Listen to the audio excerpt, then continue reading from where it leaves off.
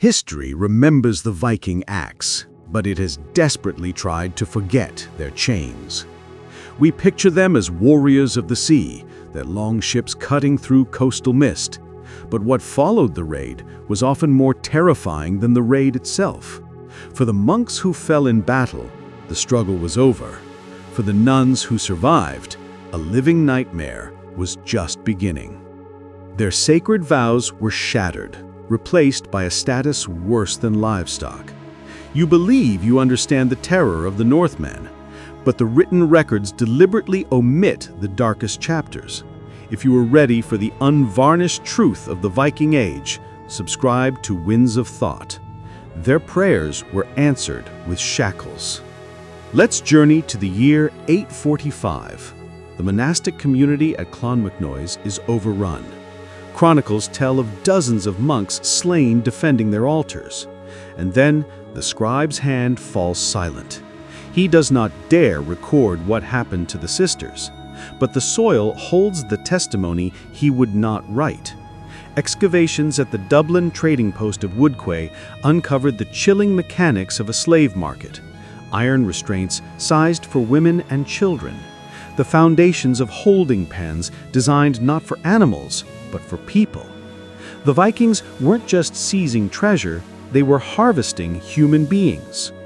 Runic carvings from Schleswig act as brutal ledgers chiseled in stone.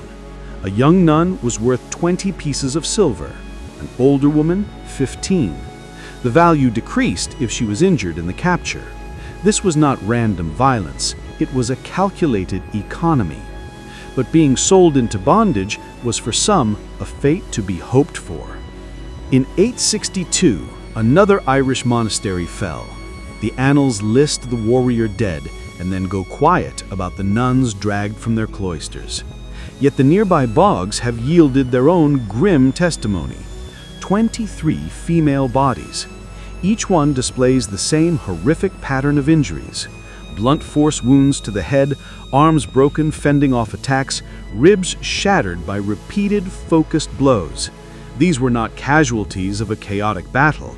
They were the victims of methodical, ritualized killing. Carbon dating confirms they died days after the raid's conclusion. Their fate was decided in captivity. When the great heathen army captured Reading in 871, the chronicles focus on the defeat of the Saxon king. They are utterly silent on the sisters within the local abbey.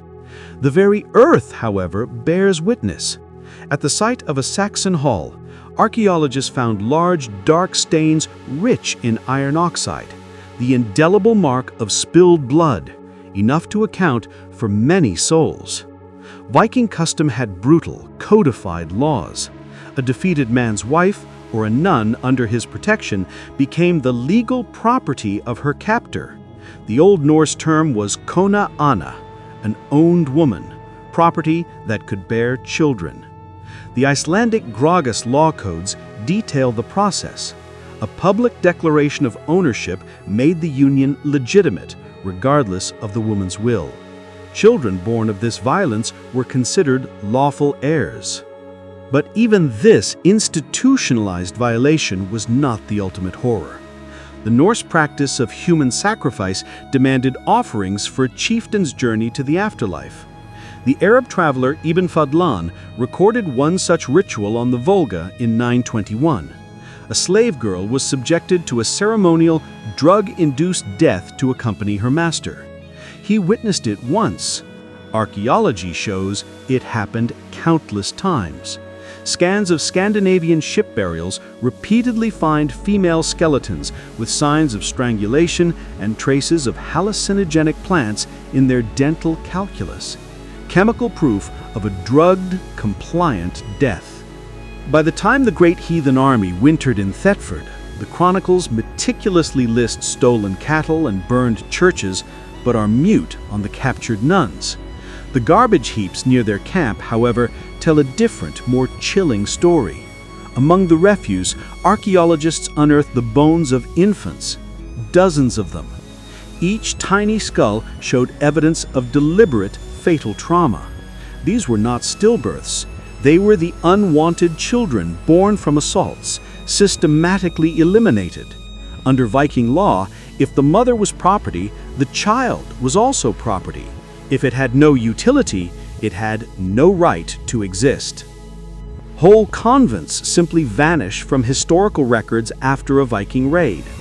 Places like Whitby and Iona, where populations of religious women disappeared overnight. The mass grave at the Repton winter camp tells a numerical truth.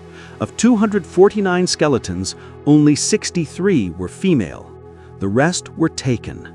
Isotope analysis reveals these women were not local. They came from Ireland, Scotland, and Wales. Christian nuns torn from their sanctuaries to be sold across the known world.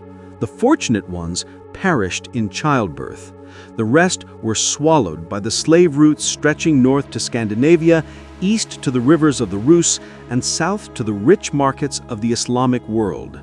Dublin was not merely a port, it was a central hub in a global network of human misery. 9th century Arabic merchants wrote of Viking slave caravans stretching from the Baltic to Baghdad. Fair-skinned Celtic and Germanic nuns were considered exotic luxuries, fetching the highest prices from distant buyers. The Vikings, ever the shrewd businessman, supplied this demand with ruthless efficiency. Their eastern route was a 1,000-mile river descent. Runic ship manifests listed human cargo alongside amber and furs. 20 nuns per vessel was a standard consignment. Yet the most dreadful fate was reserved not for those who were sold or sacrificed, but for those who resisted. When Irish forces retook Dublin in 914, they discovered a horror beyond the city walls. Excavations have revealed execution pits, stone-lined holes engineered not for quick death, but for prolonged, agonizing demise. The skeletons within showed deliberate, debilitating fractures, legs broken to prevent escape, arms shattered to stop self-harm. The victims were left to die slowly in a cramped, exposed crouch. These pits were shallow by design, allowing air but denying any hope of freedom. Soil analysis confirms the bodies decomposed over weeks, proving they were left to suffer. This was calculated cruelty as a public spectacle, a warning to other captives. The choice was simple: utter obedience or a slow, tormented end. As the Viking Age waned, the slave systems they perfected did not disappear, they were adopted and adapted. When the Normans conquered England in 1066, they implemented a similar system of systemic capture and forced marriage, rebranding it as a civilizing mission.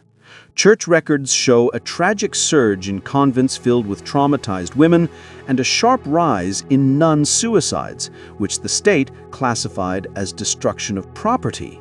Modern genetic evidence now confirms this dark legacy. Their bloodline became a silent chronicle. Studies of Icelandic DNA show a population comprised of roughly 60% Norse male and 60% Celtic female ancestry. In Norway, a significant portion of female ancestry comes from the British Isles. These numbers are not the result of peaceful migration. They are the genetic scar tissue left by hundreds of raids, thousands of abductions, and tens of thousands of forced unions. Recent excavations in Jorvik, modern-day York, uncovered a structure that defies any noble interpretation. A facility with 64 stone cells, each with worn iron rings set in the walls. This was not a prison. Soil and bone evidence point to its use as a long-term breeding enclosure, occupied for 40 years, exclusively by nuns who endured repeated pregnancies until they were discarded. Church records from York Minster nearby list the baptisms of hundreds of children born in this facility. Their origins listed as unknown, their lives sold to fund the very church that turned a blind eye. The infrastructure of suffering was vast, and the profits were immense. The final devastating evidence comes again from Repton. Beneath a known mass grave, deeper layers reveal generations of elimination. Chemical tests on the bones show traces of mercury, a slow-acting poison that induces madness before death. This was the ultimate erasure. Under law, the testimony of a madwoman was worthless. They were not just killed, they were systematically silenced, their truths invalidated by the very method of their dying. Even in their final moments, their suffering was used to discredit their stories. If you believe these silenced voices from the past deserve to be heard, please like this video and subscribe to Winds of Thought. We are dedicated to bringing the shadows of history into the light.